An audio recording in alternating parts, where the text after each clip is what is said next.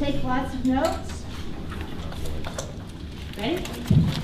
Cisco Zoo, and these are black buck antelope from India. An antelope. Is that a goat? There you go. Raymond. Well, mostly that a lot of our chronic stress is from anticipation of future events. All right, so. What do you do that? The 10-second stress, it provides a lot of clarity, but then it can create a lot of damage in the long run.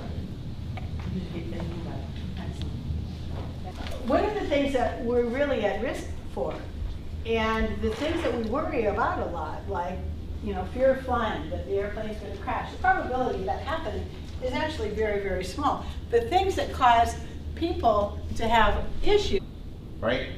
And so lots of the meaning we put on them are those psychological terms we use, like catastrophizing and overthinking and over-worrying, making things bigger than they are, anticipatory anxiety.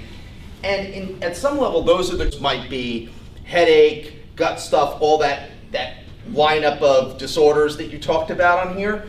All of these, right, are related to going back to this mind-body connection, right? A lot of these are part of this inflammatory process. They're related to autoimmune issues that are related. Stress, the overwhelming stress.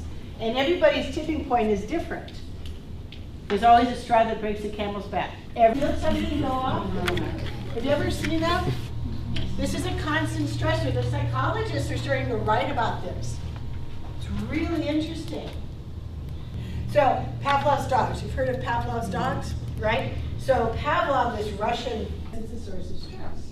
That mouse that's tapping that bar all the time, that's a really stressed mouse. In these little local meets, right? She would go to a big state meet, the wheels would fall off. It's all of those things that are taking that time away. Because you still have, those people in the 1900s probably had 35 tasks they had to keep track of. But they didn't have all the little things that are just taking our time away. Leaves on a stream is basically, she would have me close my eyes, and anything that I would worry about, she'd say put that on the leaf, and there would be a leaf in a stream that I'm imagining, and I just watch the leaf carry this worry or these worries down the stream, sort of. Most all of us exercise our physical bodies in many different ways, but how do we exercise our mind?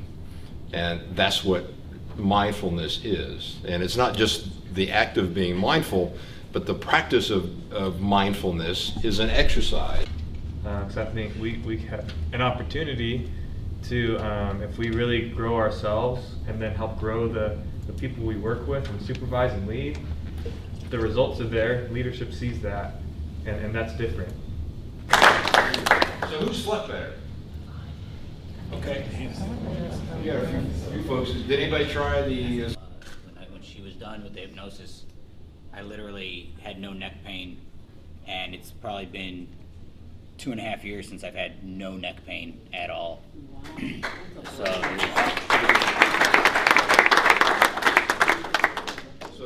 2.5 years with neck pain, and now... All right, great. That's a big. That's huge.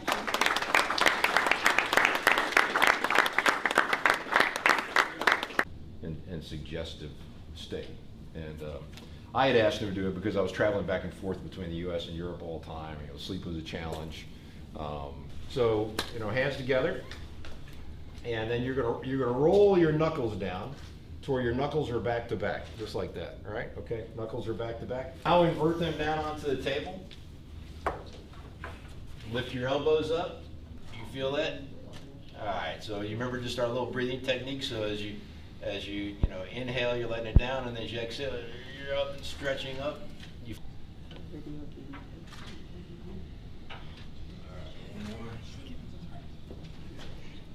People walk by this room, they're gonna get gross. All right, now shake it out. Shake it out.